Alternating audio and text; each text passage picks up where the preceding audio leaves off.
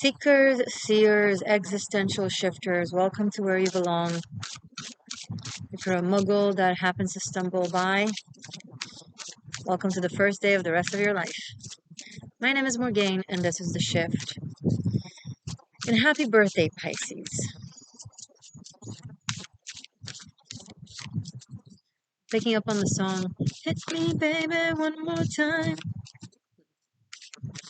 My loneliness is killing me. Give me a sign. Hit me, baby, one more time.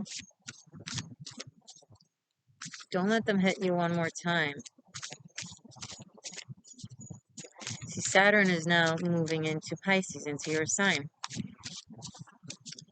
And other than the plethora of great things it can signify, there's some dark elements to it. For those of you, few of you, and if you're not, be patient through this. This needs to be said for some people. If you have been in an abusive relationship of any kind, any form of abuse, with any form of dynamic, it doesn't have to be romantic, but can definitely apply to romance. Once Saturn moves into Pisces, it will get worse.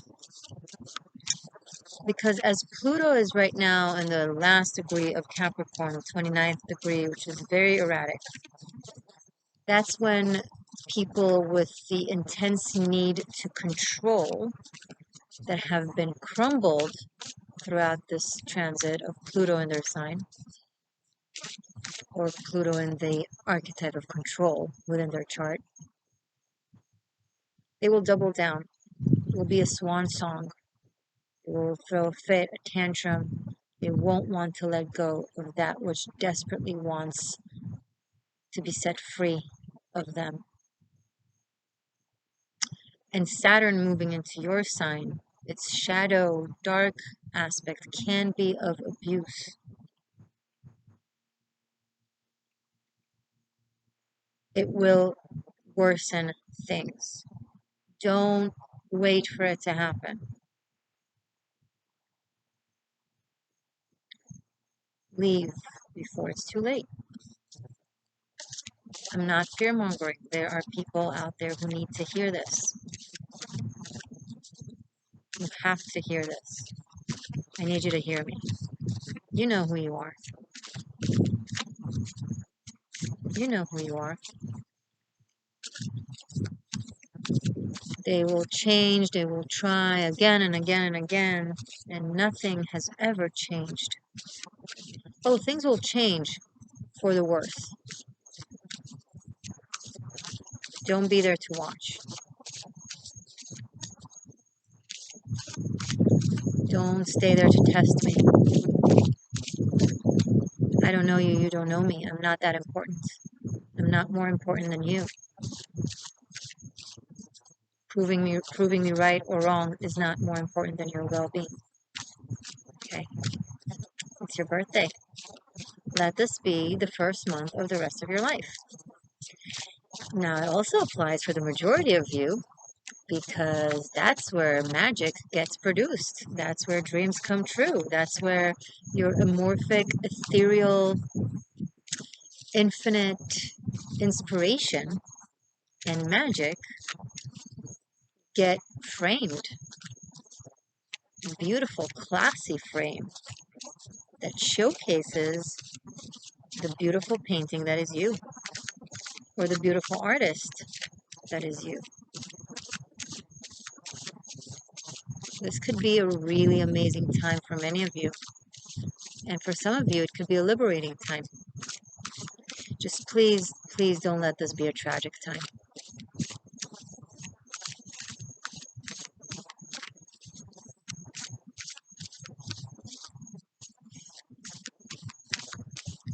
Please don't let this be a tragic time. Show me tarot, please, for Pisces for March. New start. Ace of Wands. And it has to come from you. It has to come from your gut. It has to come with action that you initiate. You need to be fearless. You need to be passionate. You need to be brave. You need to do something outside of the box and unexpected. Surprise people. Surprise yourself. This will lead to a whole lot of positive experiences.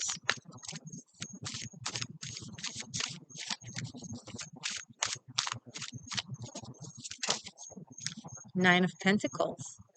You might be starting a new business, um, going after a dream,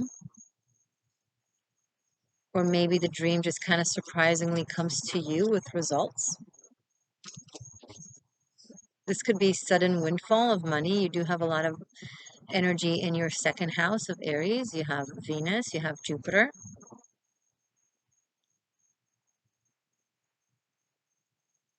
Even with Chiron, this could be healing money issues.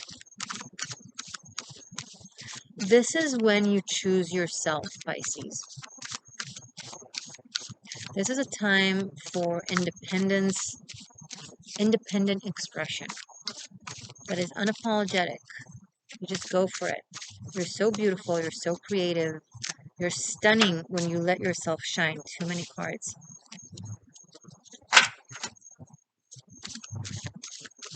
There's a beginning and there is a result.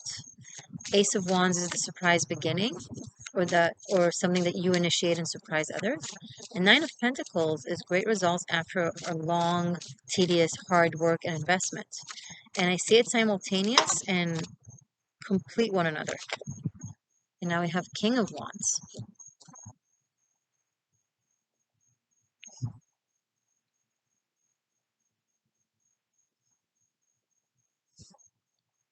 If someone tries to claim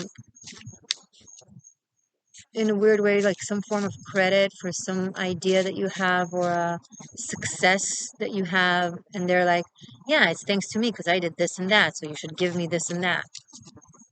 And if they so happen to also be the person who's very controlling and cruel in your life, for those of you that it applies to, don't give them that wand.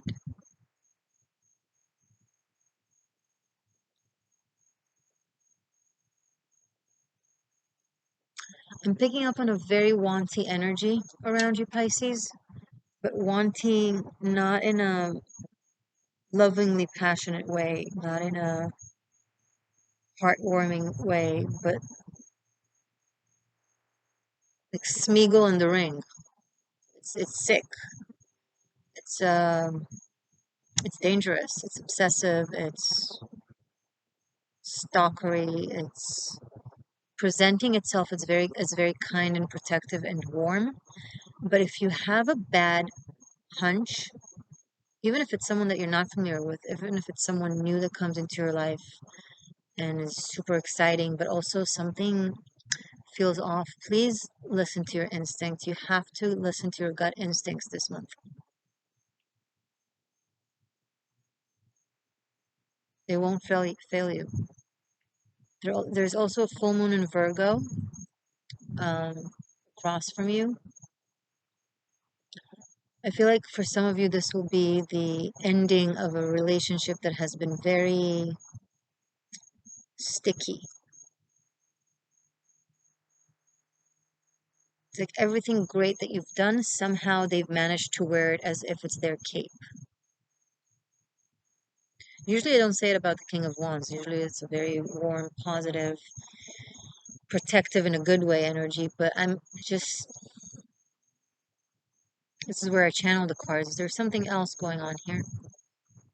I'm not too excited over, and for those, again, don't freak out, guys. For those of you that it applies to, you know what it is. Someone that lies without lying and tells the truth without telling the truth. Like they give half truths, they don't give the full picture, they warp their words, so you can never quite catch them in a lie, but it's never fully sincere. And you sense it, you understand it, you know it. You can't come with any form of accusation, you can't pinpoint it. So, and they're also very charismatic. They make you feel like maybe you're crazy or maybe you've done something wrong. There's a level of gaslighting here.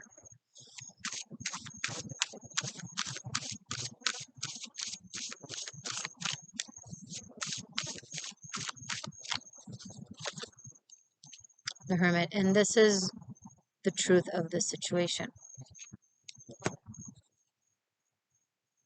Being with someone who doesn't truly see you or uses what they see in you for their own benefit and gain, kind of pimps you, you know, when they wear you as an arm candy to an event, but they don't give a fuck about how you feel or if you're tired or if you're cranky or if you're having your period or if you had a bad day, if you want to just snuggle in front of the television or if you just want to rest. They don't care. They want to show you off as a trophy, and they will make it seem like you're mean, right? If you don't want to. And then they'll flatter you. It's like, well, I want to be, I'm proud of you. I want to show you. You know, I want to show you off because you're so amazing and you're so beautiful and so this and you're so that, like, right? They, they, they disguise, they outfit their pimping and controlling with love and flattery. But if this is how you truly feel inside, like you're just not seen, better to be alone than with someone who makes you feel so alone.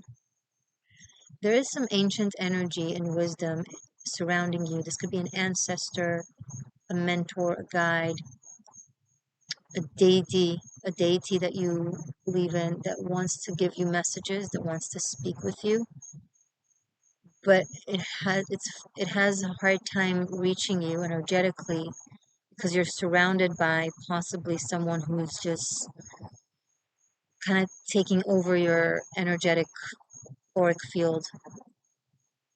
You can't hear them, but they're with you and they're protecting you and they're trying to show you the truth.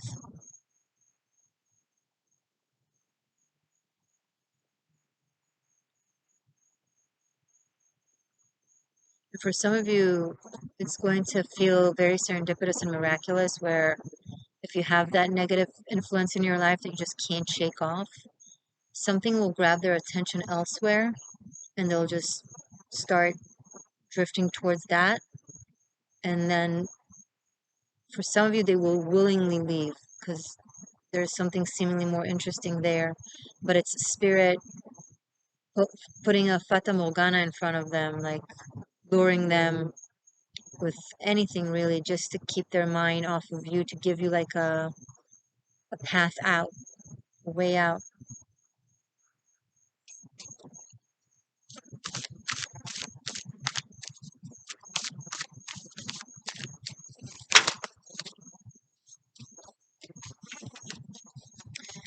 Wheel of Fortune, Five of Swords, and Page of Cups.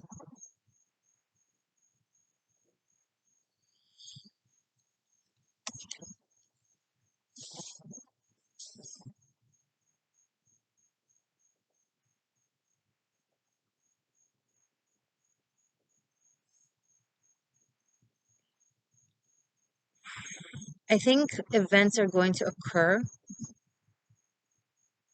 Energy will shift and turn, and it will show you narcissism surrounding you that you were oblivious to or you were unaware of. Like the red flags were there, of course, but you didn't pick up on it.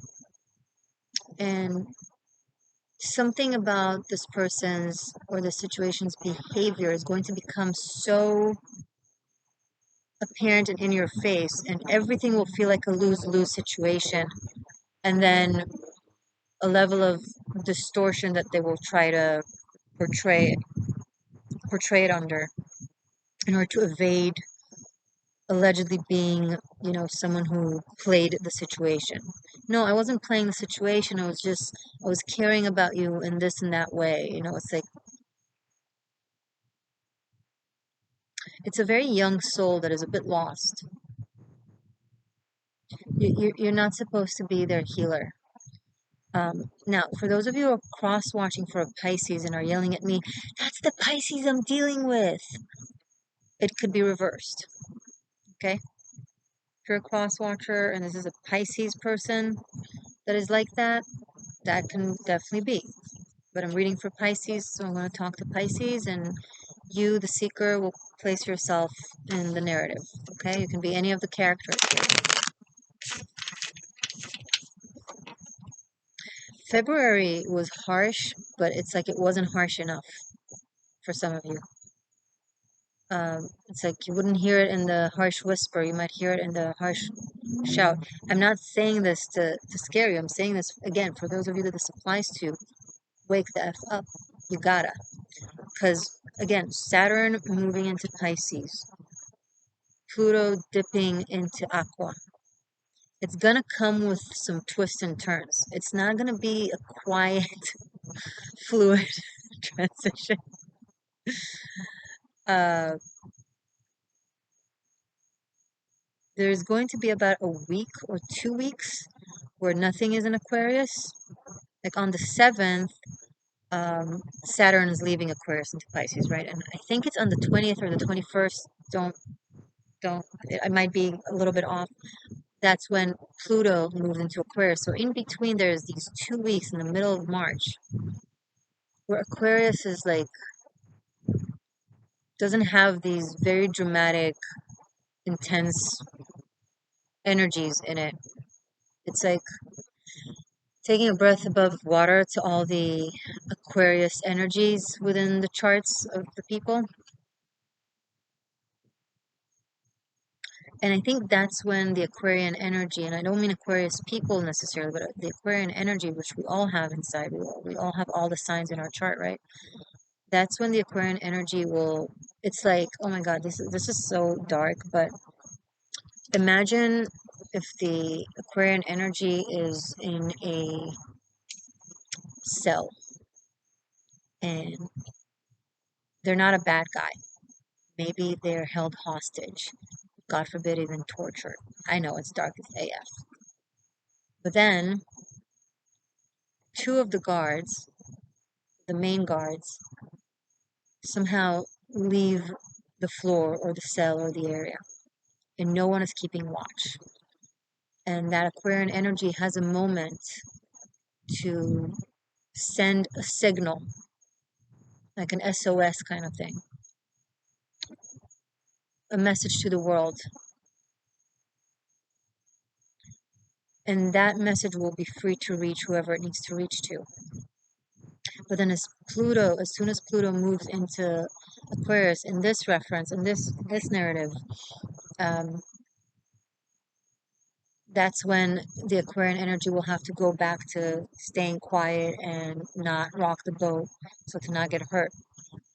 And it's just, and from then on, it's just the hope that someone read the SOS and will come for them.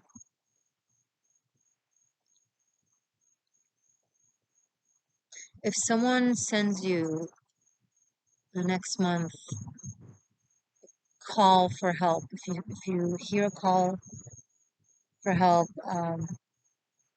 don't dish it, don't dismiss it as something minor. They might be going through something way worse than they're able to express to you. If you're the one trying to reach out to the world and like being like, hey, I need help, try to be very clear and not, abstract about it. Otherwise, it might be missed.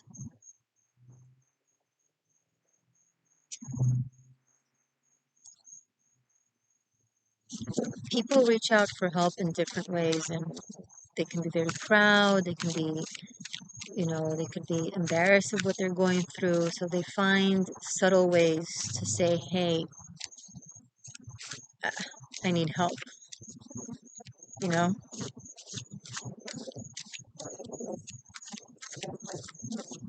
Be sure to listen with your heart this month.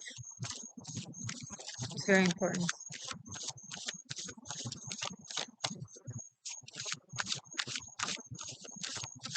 Show me more, please, for Pisces for March. Six of Pentacles. When is Venus moving into Taurus? I feel like it will be so beneficial for you guys. It will sextile you. make you feel more grounded, more belonged, more safe and safe.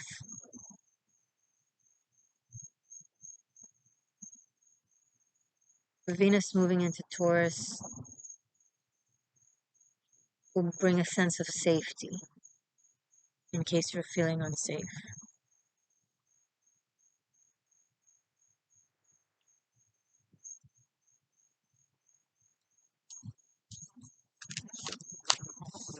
Page of Wands. We have two pages now, Page of Wands and Page of Cups.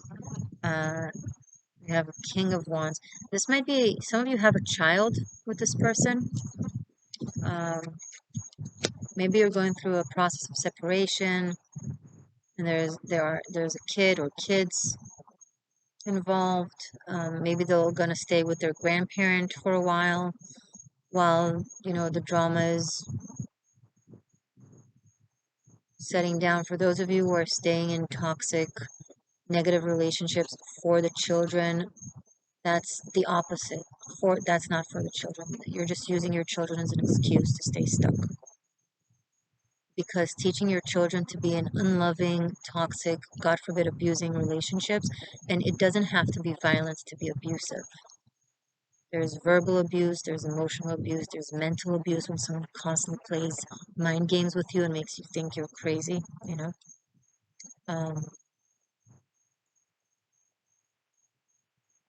So you're not staying for the kids if that's the case, because you're teaching them to be unloved, you're teaching them to stay stuck. The most important thing you can teach children is how to love and be loved. It's the most crucial thing.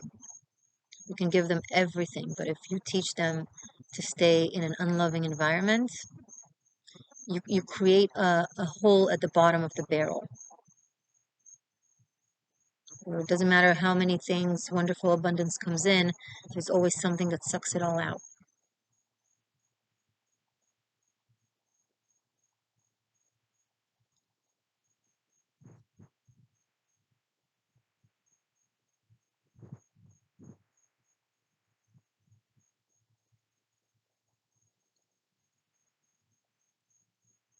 I'm going to say something dramatic. This is a testy month.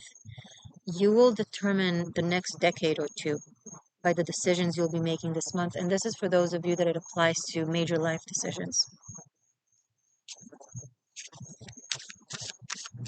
See, Spirit listens. The divine, God is gods. They listen to what you say, to what you do. You can say the mantras of how much you are worthy of love as much as you want, but if you keep staying in unloving situations, that's what you're echoing. And that's what will reverberate back.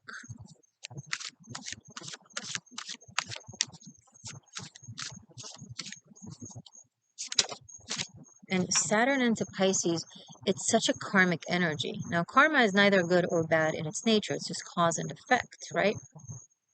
But Pisces is infinity, and Saturn is a very powerful planet.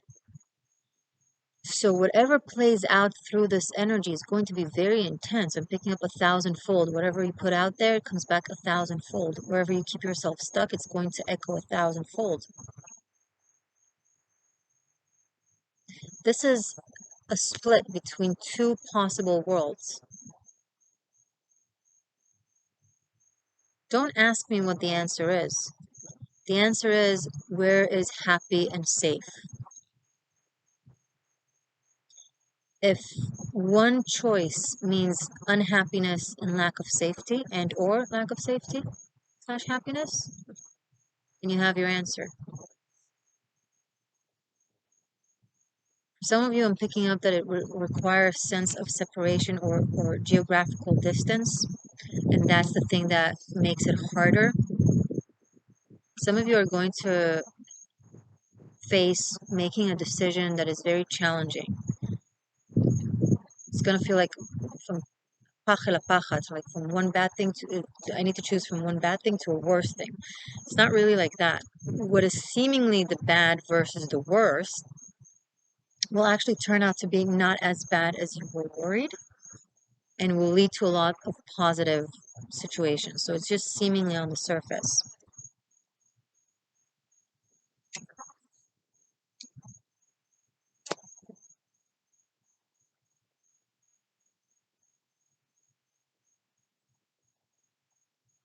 There are so many lies on this table. Someone is just constantly lying through their teeth. It's just unbelievable.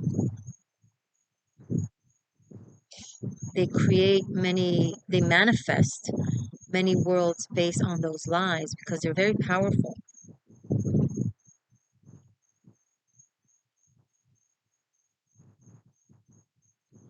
So they're just engulfed in a multiverse of illusion and lies. And to them, it's real because, well, it is real. They're living through it. But the thing is, if you're in their auric field, you're living through it. So it doesn't matter if it's a lie. It's your reality if you're in it.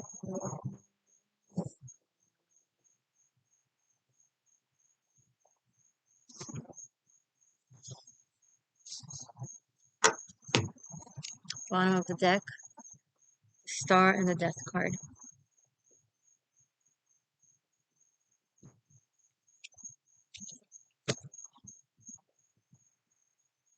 Aqua Scorpio.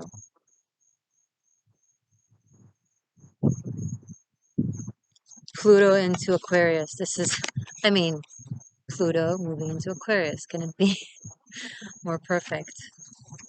Let me look at this.